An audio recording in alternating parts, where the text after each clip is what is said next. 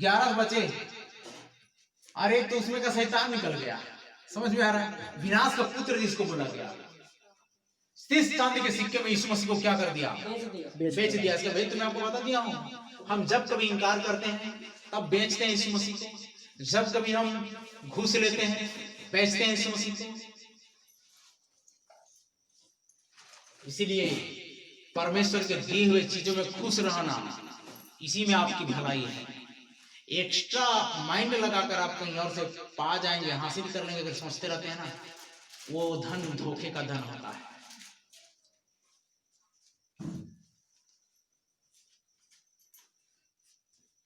हाँ तो पढ़िए, परमेश्वर ठट्ठों में उड़ाने दे। गलती 6 अध्याय उसका 7 पद।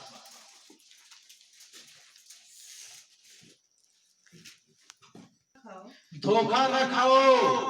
परमेश्वर ठट्ठों में नहीं उड़ाया जाता। परमेश्वर ठट्ठों में उड़ाया नहीं जाता, मजाक में उड़ाया नहीं जाता, उसका मखौल नहीं बनाया जाता। चाहे तुम जो कोई क्यों ना हो, आज देखेगा, कल देखेगा, 2 दिन 4 दिन तक देखेगा, 1 सप्ताह देखेगा, 1 महीना देखेगा, इतना अवसर भी देगा, लेकिन एक दिन आपका मजाक उड़ाएगा, एक दिन आपको ठट्ठों में उड़ाएगा।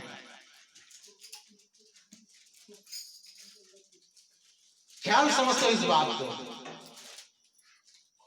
परमेश्वर के लोगों का मजाक उड़ाते रहो, जिसके अंदर पवित्र आत्मा है, उसका तुम मजाक उड़ाते रहो तो परमेश्वर बर्दाश्त नहीं करेगा। याद रखना, सिमसोन की आंखें फोड़ दी गई तो क्या हुआ? वो था भी सिख से, लेकिन परमेश्वर ने एक ही बार में पलटा लिया। हालेलुया। गाजा नगर के लोगों को एक ही बार में गुम्बद गिराकर सबको खत्म कर दिया। इससे पहले अपने जिंदगी, अपने जीवन काल में सिमसोन ने कभी इतने लोगों को नहीं मारा था। बोला कि एक बार प्रभु, लास्ट टाइम मैं पुकारता हूं, मैं गिड़गिड़ाता हूं, तो मेरी प्रार्थना सुन और उस पिलर के पास मुझे ले चलो। आंख फोड़ दी गई, क्या हुआ? परमेश्वर जलन रखने वाला परमेश्वर क्या बोलता?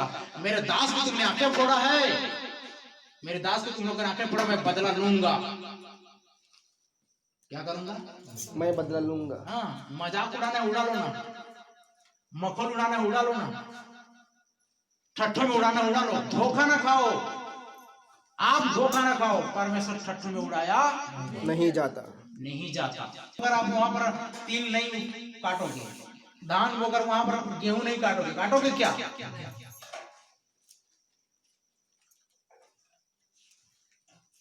वही तो काटता है मनुष्य, जो कुछ बोता है वही काटता है। हम क्या बोल रहे हैं आज? वचन बोल रहे हैं। Hallelujah, hallelujah. तो क्या काटेंगे? वचन खाएंगे, वचन का फल काटेंगे। Hallelujah, hallelujah, hallelujah, hallelujah. समझ में आ रहा है?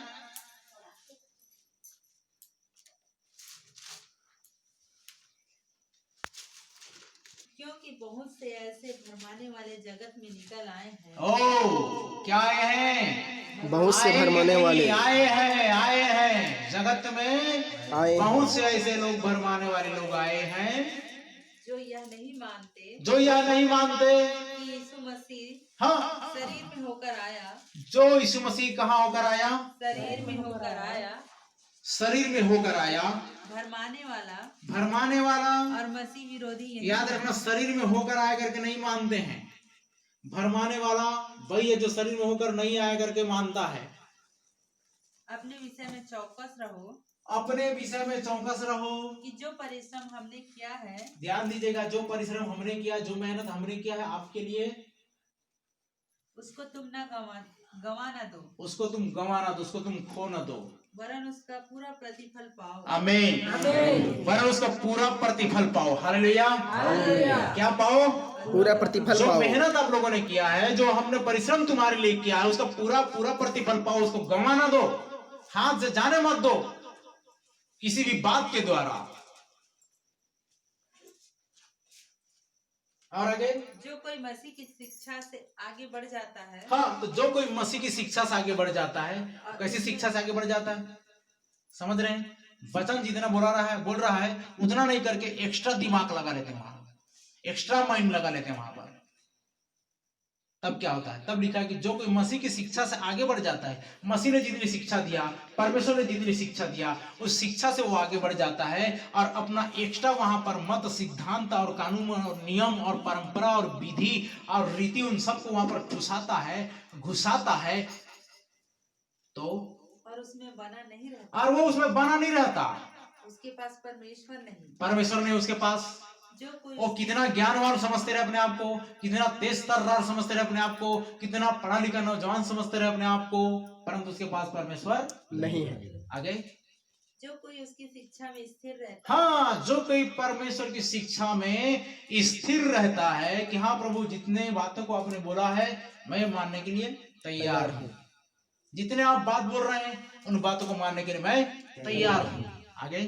उसके पास पिता भी है उसके पास पिता भी है और पुत्र भी। और पुत्र भी, मतलब उसका भेद है। हालेलुया। हालेलुया। कई लोग समझते हैं अरे सुन तो लो, जान तो लो,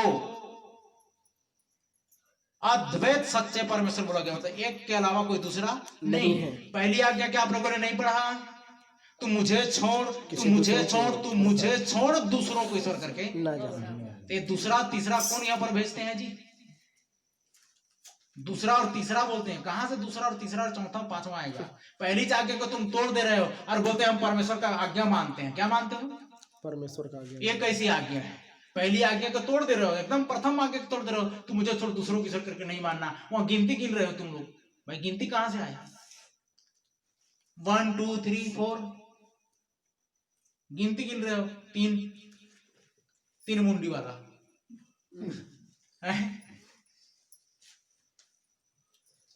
यही तो शैतान की तिर्यकता है। वो किसकी तिर्यकता है?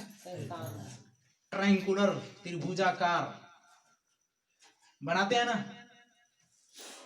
ठोस, वो क्या बोलते हैं, पानी को बोलेंगे ठोस द्रव, गैस, और अंडे को बोलते हैं पीला भाग और उसका पानी भाग और उसका सफेदा भाग। ऐसे ऐसे उदाहरण लेकर के आपको क्या बोलेंगे पता है? परमेश्वर क्या है? त्रिएक है। कितना है? तीन है। कार्य स्थिति है ये, उपनाम जिसको बोल सकते हैं आप, लेकिन परमेश्वर एक है। आमीन आमीन। Hallelujah hallelujah. कई लोगों को बोलने से क्या बोलते हैं पता है? इन लोग ओनली जीसस वाले हैं। कितने जीसस वाले हैं? अरे तो भैया तुम बता दो ना कितने जीसस हैं? ओनली जीसस नहीं है, केवल यीशु नहीं है, एक ही यीशु नहीं है, तो कितने यीशु हैं? तुम कौन से यीशु के पीछे में जाकर भरमाए जा रहे हो? एक ही यीशु नहीं है तो? ये तर्क तो बहुत करते हैं, लेकिन आपको क्या करना पड़ेगा? समझना पड़ेगा, परखना पड़ेगा, जानना पड़ेगा, चेक करना पड़ेगा कि वास्तविक में क्या बोल रहा है, क्या बोल रहे हैं। और यही शिक्षा ना दे, हाँ, यही शिक्षा ना दे, उसे ना तो अपने घर में आने दो। ऐसा करोगे? और ना आपको तो डर है अगर हम इसको मेहमान है नहीं बुलाएंगे तो। हमारे इंडिया वासी क्या बोलते हैं? घर कोई भी आए तो मेहमान है। मेहमान ईश्वर समान होते हैं। क्या समान होते हैं? अरे कौन होते हैं उसको तो पहले देख लो, किसमें परमेश्वर होकर आया उसको तो देख लो, तब जाकर उसका क्या करना? सेवा सत्कार करना। अन्यथा आशीष के बदले में क्या मिलेगा? श्राप मिलेगा। नीचे पढ़ दो क्या लिखा है। वरना नमस्कार करो। यदि कोई तुम्हारे पास आए और यही शिक्षा ना दे तो घर में आने उसे ना तो घर में आने दो, वरना नमस्कार करो। नहीं नहीं बहुत अच्छा पास्टर है, बहुत अच्छा सेवक है, आइए आइए आइए बोलेंगे क्या? हेलो, आपसे दोबारा गलती करोगे तो हम छुड़ाने नहीं आएंगे, बता रहे हैं। आज एक गलती की सजा कितनी बड़ी मिली, समझ रहे हैं? कौन सी आत्मा में होकर आ रहा है, इस बात को समझने की आपको आवश्यकता है। इसीलिए हर किसी व्यक्ति से मेल करने के लिए बोला नहीं जाता है, इसलिए हर किसी व्यक्ति के साथ संपर्क करने के लिए बोला नहीं जाता है। परमेश्वर आपसे बेहद प्यार करता है, इसलिए वो आपको क्या करना चाहता रहता है? बचाते रहना चाहिए। इसीलिए बोला जैसा मुर्गी अपने बच्चों को अपने पंखों तरह छिपा कर रखना चाहती है, वैसा मैं भी तुझे अपने पंखों की तरह छिपा कर रखना चाहता हूं, लेकिन परंतु तू क्या करती है? पंख से बाहर जाने का प्रयास करती है। चिल कौवे नोच खाएंगे, बाज गिद्ध नजर आ रहे हैं, वो दूर से क्या करते हैं? देखा क्या? इसे समझ में नहीं आता, वो दूर से बाज उड़ते हुए क्या कर रहे हैं? शिकार ढूंढ रहे हैं। कौन अकेला है? माँ के संग में जब चूजा रहती है तो क्या कोई छीन सकता है? नहीं छीन सकता। और जैसे ही अकेली चूजा पाई जाती है तो उधर से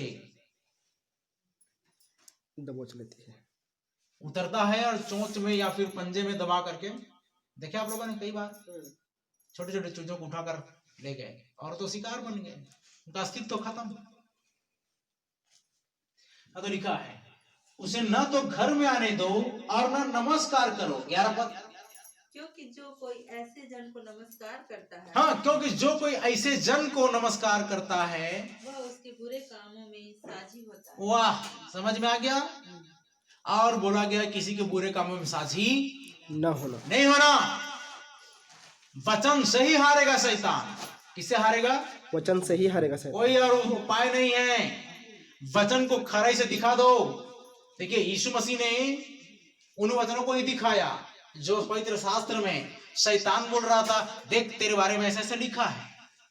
वो उल्टा उल्टा बोल रहा था ना, दुरुपयोग करने के लिए बोल रहा था। लेकिन यीशु मसीह जानता कि इसको कैसा सदुपयोग करना चाहिए। आप देखिए कुल्हाड़ी आपके पास है, क्या है? आप लकड़ी को पासा तरफ फोड़ सकते हो क्या? नहीं, पासा तरफ फोड़ सकते हो? नहीं फोड़ सकते। अच्छा, ये मेरे पास क्या एक हथियार है, पेन, मैं इस रीति चला सकता हूँ इसको उल्टा नहीं, कि इसको सीधा करूंगा तब चलेगा ये। समझ में आया? तो आप वचन को सीधा जब चलाओगे तब शैतान पराजित होगा। Hallelujah, hallelujah, hallelujah, hallelujah. और नहीं तो नहीं आता है तो कहो जाकर घुटने में, प्रभु मुझे बस इस अस्त्र को, इस वचन को सही रीति से चलाने के लिए मुझे क्या कर दे, तू योद्धा बना दे। आमीन, आमीन। ताकि मैं तेरे वचन को सही रीति से इस्तेमाल कर सकूं। Hallelujah, hallelujah. शैतान कांपेगा। आमीन, आमीन। कौन कांपेगा? शैतान कांपेगा। बीमारी कांपेगी। हालेलुया, हालेलुया, जोर से बोले हालेलुया। हालेलुया। और ये बीमारियां, ये कमजोरियां, ये दुर्बलताएं, ये सारे चीज कांपेंगी। जो आवाज आ रही वो भी कांपेगा, भागेगा। लेकिन वचन को सही इस्तेमाल करो। आप डरपोक मत बनो पहले।